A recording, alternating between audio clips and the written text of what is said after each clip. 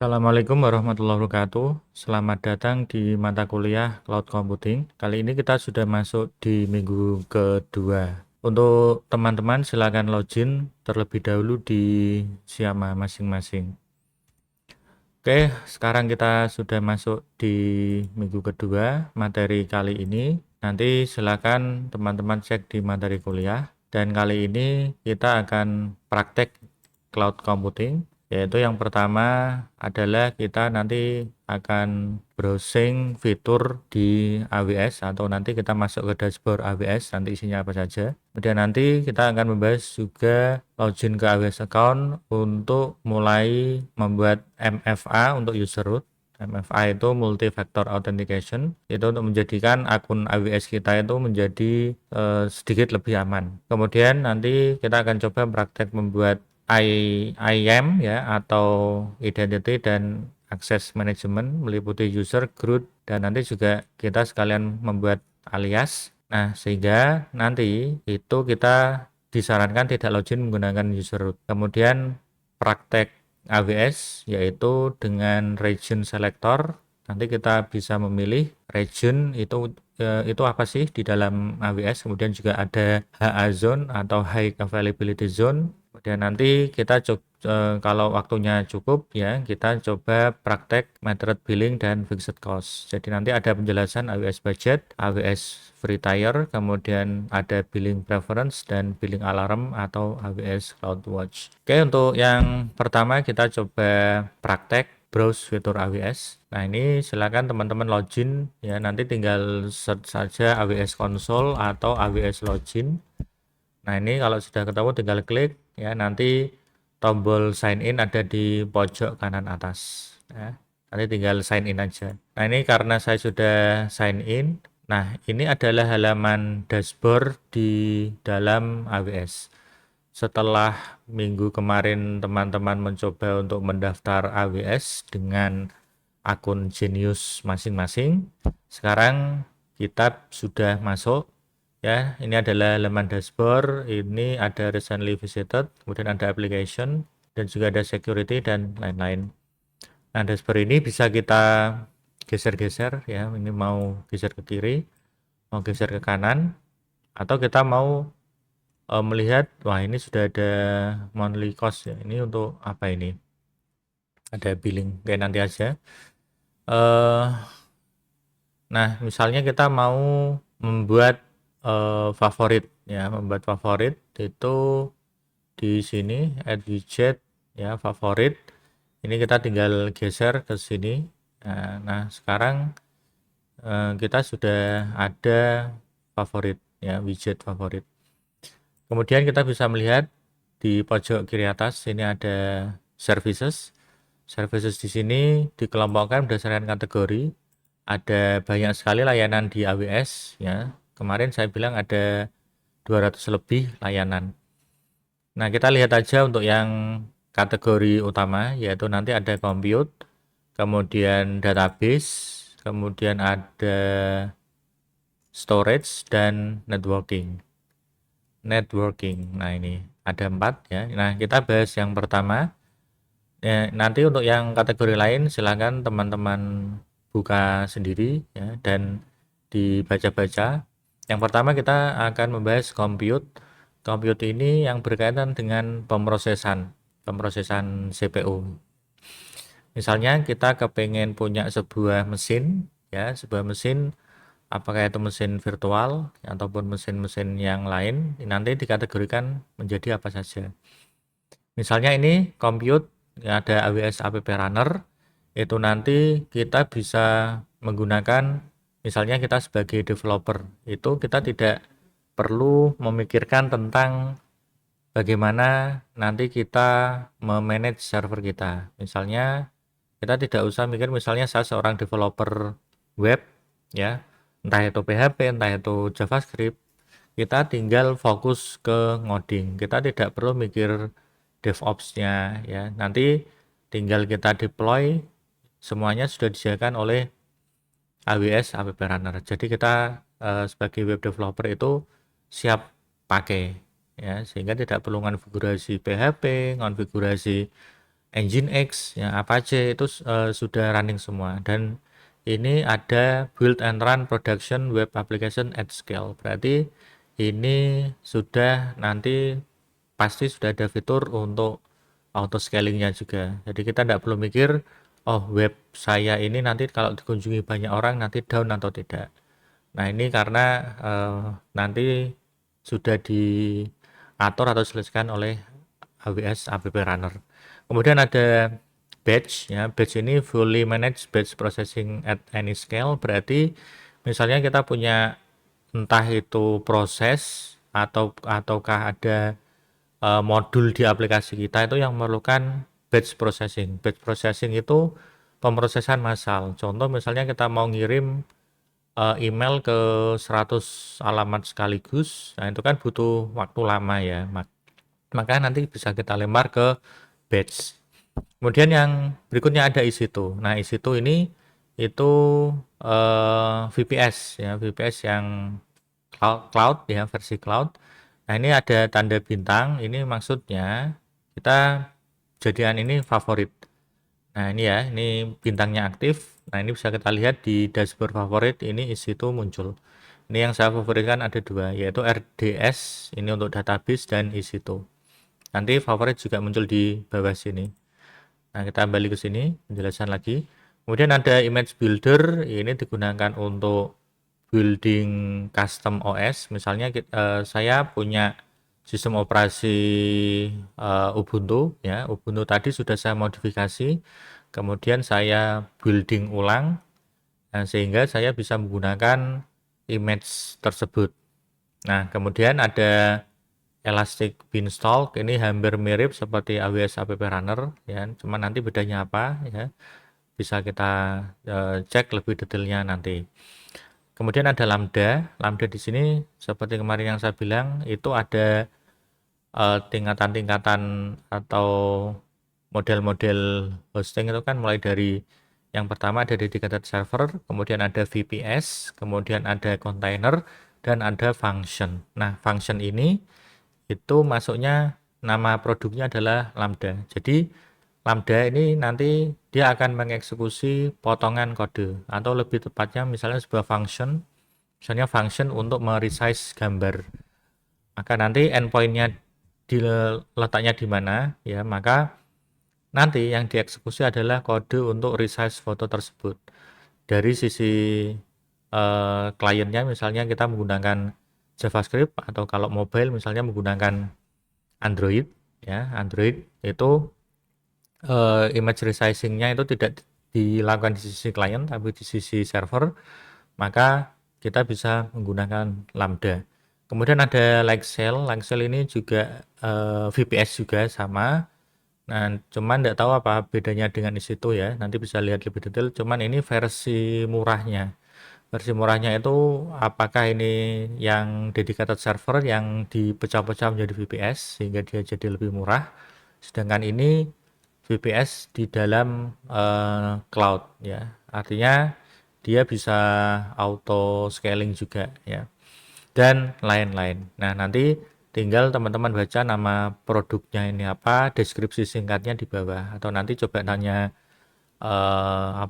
kita buka tab baru untuk browsing detail deskripsi masing-masing ini. Kemudian database misalnya. Database ini ada Amazon Document DB, ini untuk yang versi managed ya, fully managed MongoDB. Jadi misalnya kita punya database, aplikasi kita itu menggunakan database yang MongoDB, maka kita bisa menggunakan layanan DocumentDB. Kemudian juga ada DynamoDB, ini yang bertipe NoSQL ya, termasuk MongoDB, tetapi tidak spesifik untuk MongoDB saja. Misalnya nanti ada DB yang lain yang berbasis NoSQL itu kan ada banyak ya selain NoSQL. Misalnya ada Cockroach ya, CockroachDB ya, dan lain-lain. Kemudian ada Elasticase, ini in-memory cache. Nah, ini spesifik untuk produk Elasticase. Kemudian ada Amazon Key Spaces, ini khusus produk Cassandra ya, Cassandra database. Kemudian ada MemoriDB. Nah, ini ada bebas ya, dan terserah pokoknya yang tipe database-nya itu adalah yang model in memory ya, bisa Redis ya ataupun yang lain dan lain-lain ya. Misalnya ini saya memfavoritkan RDS, ini digunakan untuk Relational Database Service. Nah, ini nanti engine-nya itu bisa milih, bisa MySQL, bisa Postgre, bisa MariaDB ya dan lain-lain. Pokoknya yang bertipe RDS itu nanti di sini. Termasuk nanti apakah ada Microsoft SQL Server ya nanti kita lihat di nanti ya. Kemudian ada networking dan storage. Nah, ini storage itu ada banyak. Ada AWS Backup, ini spesialis untuk membackup data yang digunakan untuk layanan AWS yang lain ya. Jadi ini khusus untuk backup. Kemudian AFS ini file storage yang digunakan untuk isi itu. Jadi misalnya ketika kita membuat compute itu nanti juga kita secara tak langsung di dashboardnya compute itu nanti ngelink ke AFS itu. Kemudian kalau yang storage ini yang paling banyak dipakai itu AFS sama S3 ya. S3 ini scalable storage in the cloud ya. Jadi misalnya aplikasi kita itu ada upload file ya, entah itu gambar, entah itu video ya atau dokumen, itu tidak kita taruh di storage biasa AFS-nya, tetapi kita buatkan S3-nya itu. Nah, nanti ini ya bisa auto scale ya. Nanti per 1 giganya itu tarifnya berapa itu dan lain-lain. Nah, nanti silakan teman-teman explore sendiri ya. Ini tidak saya jelaskan semuanya di awal ini. Nanti seiring berjalannya waktu kita akan mencoba membuka masing-masing layanan ini itu digunakan untuk apa saja. Nah, itu untuk browse fitur AWS yang ternyata ada banyak. Kemudian yang kedua, kita login ke AWS account. Nah, ini kita sudah login. Kemudian kita mengaktifkan MFA untuk user root. MFA itu multi factor authentication. Jadi kita kepengen mengamankan akun kita. Nanti ketika login itu tidak hanya diminta email sama password saja, nanti ditambahi ada kode yang harus diketik juga. Dan kode itu nanti berubah-ubah terus tiap 30 detik. Nah, caranya gimana? Kita masuk ke search ya, bisa MFA, langsung kita ketik. MFA itu masuk ke dalam IAM ya, atau Identity dan Access Management. Nah, ini kita klik IAM. Nah, ini di IAM ya. IAM ini kepanjangannya Identity Access Management. Nah, untuk MFA ini di dashboard itu langsung kelihatan kalau MFA kita itu belum diaktifasi. Untuk kalau di Google namanya 2FA ya, two factor authentication. Ini mirip juga ya, M kan multi itu. Nah, sekarang kita aktifkan terlebih dahulu ya, yaitu dengan cara add MFA, kemudian masuk ke assign ya. Ini kita beri nama my authenticator. Kemudian kita pilih untuk MFA device. Karena di sini kita tidak bisa menggunakan hardware, maka kita menggunakan software ya sebagai MFA-nya, yaitu Authenticator App. Nah, ini silakan teman-teman download aplikasi Authenticator di Android. Nah, ini download Authenticator Play Store. Nanti dicari ya di Play Store dan diinstal. Nah, ini untuk Microsoft Authenticator, ini buatannya Microsoft ya, ini banyak di download dan dipakai. Ini diinstal terlebih dahulu di HP teman-teman, jadi nanti HP teman-teman itu sebagai kunci ya, kunci tambahan ya itu. Nah, nanti jangan sampai HP teman-teman itu hilang ya, karena ini nanti recovery-nya ya susah ya, agak sulit ya. Cuman di satu sisi ya akun kita itu aman ya. Nah, Berikutnya ya kita next ya.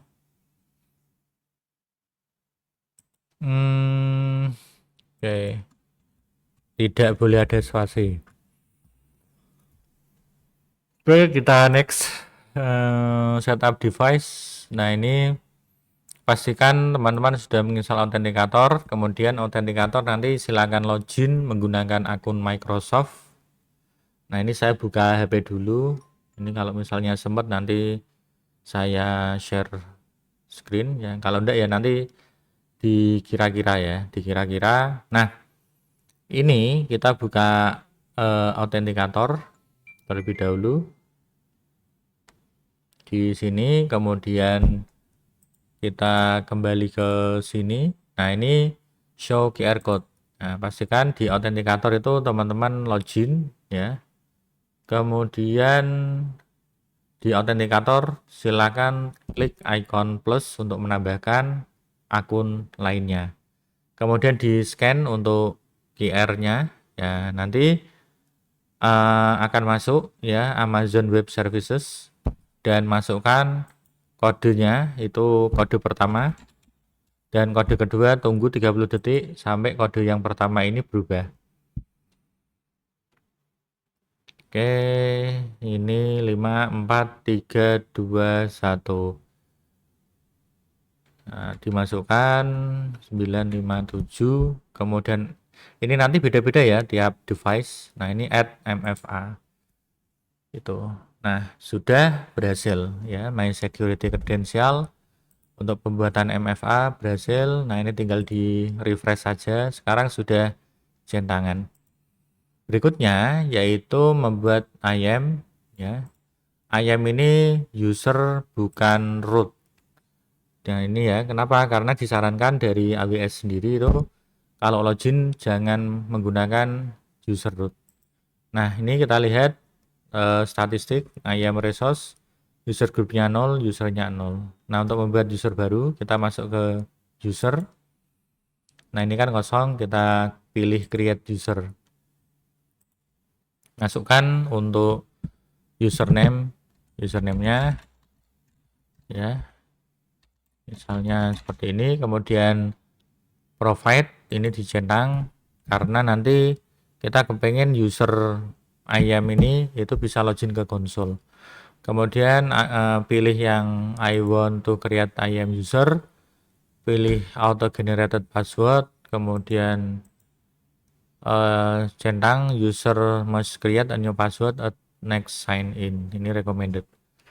Nah, ini kalau sudah next, kemudian add user to group untuk permission option, kemudian get started with group karena kita sama sekali belum ada group, maka kita create group terlebih dahulu.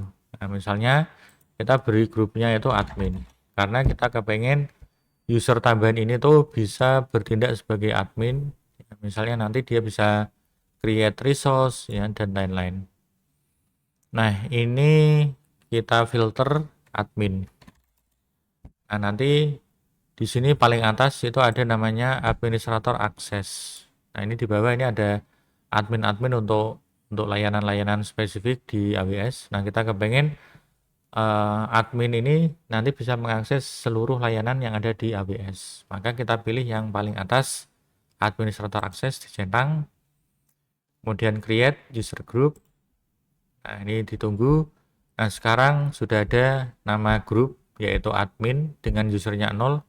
Sekarang kita mau apply user yang sudah dibuat tadi itu masuk ke grup admin sehingga dia polisinya itu kebijakannya itu bisa sebagai diberikan hak akses sebagai administrator. Ini dicentang sudah, terus di next. Nah, ini permission summary, ini review ya sebelum kita memastikan untuk create user. Yang pertama dia nanti akan di set grupnya itu admin ya, ini grup, permission group, kemudian permission policy itu nanti ada IAM user change password. Jadi nanti ini akan dijalankan pertama kali yaitu setelah berhasil login dengan generated password tadi, itu nanti dia akan diminta untuk merubah password setelah login pertama kali. Nah, ini create new. Oke, nah ini ada sign in URL itu seperti ini, atau nanti kita bebas ya, boleh login dimanapun asal ini nanti dimasukkan. Oke, nah sekarang kita buka browser yang lain, misalnya ini saya menggunakan Edge ya, maka yang satunya ini saya menggunakan Chrome. Oke, Chrome sudah terbuka. Nah ini misalnya kita masuk ke AWS Login ya, AWS Login manajemen konsol masuk, ini otomatis Indonesia ya. Nah ini seharusnya kita pakai bahasa Inggris ya, dibiasakan pakai bahasa Inggris karena nanti kalau bahasa Indonesia itu agak aneh. Nah account ID itu nanti yang ini ya. Nah tentu kalau kita diminta ngapalin ini itu kan repot ya, harus buka ini ID-nya mana. Oke, ini yang ini. Oke, ini masukkan IAM username itu ini. Kemudian password dimasukkan juga. Nah, setelah itu sign in. Nah, ini kita sudah copy ini ya. Nah, ini kita return to user list. Nah, ini saya belum login. Saya belum login. Ya, kita kembali ke dashboard IAM dulu. Nah, ini ada account alias.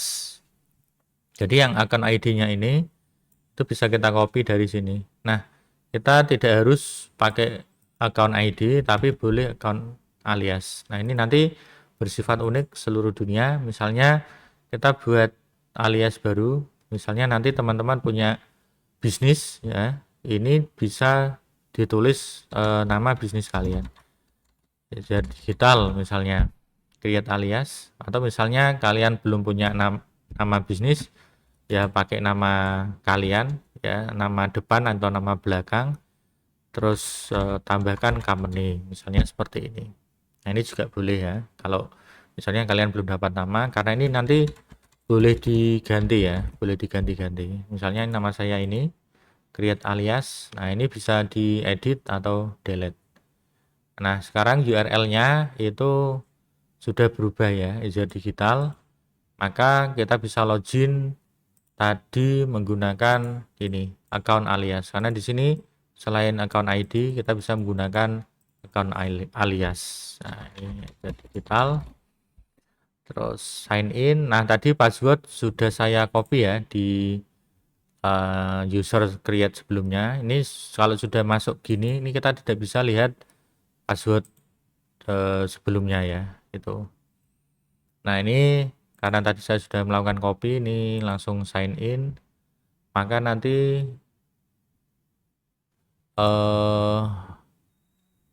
wah ketimpa ya, ketimpa. Oke, ketimpa.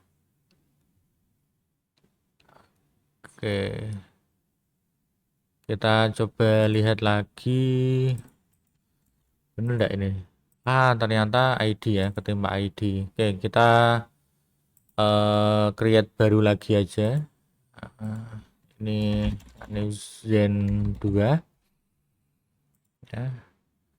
Terus I want to create auto generated ya.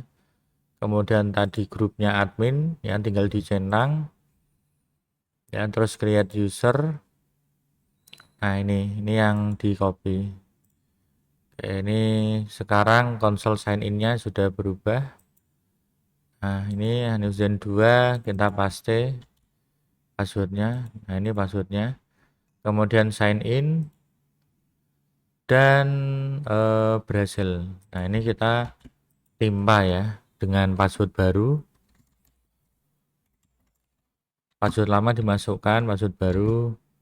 Ini biar tidak membingungkan, ini saya buat passwordnya sama dengan root user tadi ya, enggak apa-apa, biar tidak perlu mengingat banyak password. Kemudian confirm. Nah ini sudah ya, sudah tersimpan. Oke, ini enggak bisa ya. Oke, coba sekali lagi confirm password change. Oke, sudah berhasil.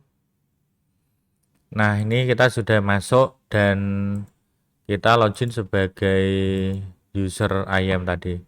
Sehingga di sini bisa kita lihat hanifzen2@ezerdigital. Nah, ini berarti kita login sebagai IAM. Ini IAM user. Jadi bukan root user atau administrator. Nah, ini kembali ke user list. Nah, ini ya tadi kita belum mendownload user password ya, karena tadi saya salah ngopi, karena ini create generated password tadi hanya bisa dilihat sekali saja, tidak bisa kita back untuk view lagi, karena memang mekanisme password itu seperti itu ya. Untuk user root sendiri pun tidak bisa melihat password user yang lain. Nah, ini continue ya. Nah, sekarang kita sudah punya user ini ya, Newzen 2 itu aktivitasnya 1 menit yang lalu. Ini berarti dia login ya, login ke sistem itu. Nah, ini grupnya, nah ini ya sudah berubah grupnya 1. Oke, berarti sudah. Nah, ini saya sudah berhasil login dengan menggunakan user IAM. Nah, ini berarti sudah. Sekarang kita masuk ke AWS Region Selector. Nah, region, nanti ada istilah region dan ada istilah zone atau HA zone, High Availability Zone. Yang pertama misalnya kita mau memilih nanti kita mau bekerja di mana. Servernya itu kita mau pilih letakkan di mana. Jadi untuk AWS itu mereka memiliki data center banyak ya, 16 atau 20 data center yang tersedia di kota-kota besar di dunia. Nah, cara tahunya dari mana? Yaitu dari sini. Ya, pojok kanan atas ini saya masuk sebagai user apa gitu jenenge? User root ya, user root. Nah, ini ada region itu yang ini. Ya, atau kita masuk ke ini aja ya. Ke user biasa. Nah, ini IAM user. Ini bisa kelihatan. Ini masih ke kunci. Nah, ini ternyata tidak bisa milih ya, harus user IAM biasa. Nah, ini ada Jakarta, Mumbai, ya Osaka. Nah, penjelasannya ini ada di Amerika, US East, Amerika East itu timur ya, timur.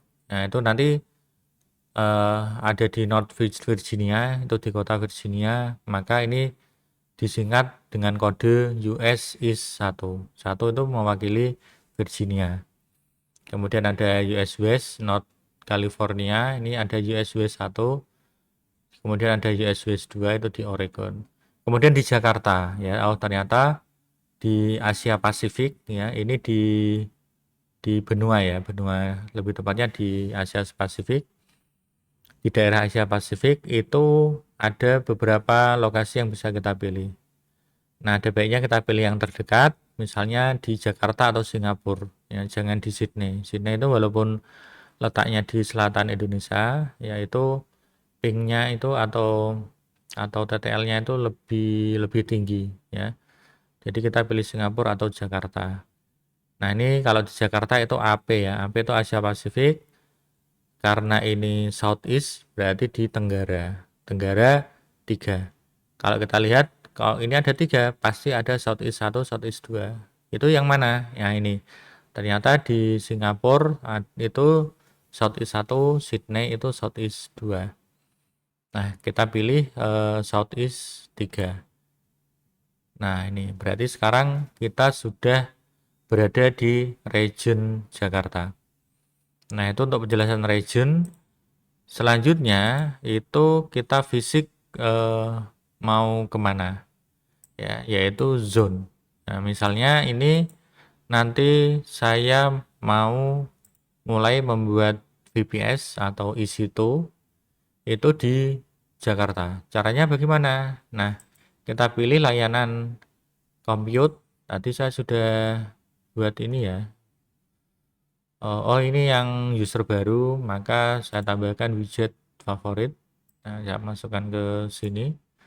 Untuk favoritnya yang pertama saya ingin memasukkan isi tuh. Nah, isi tuh ini saya jadiin favorit.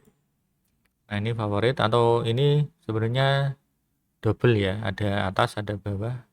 Oke, ini dihapus saja. Kita pakai favorit yang ada di sini.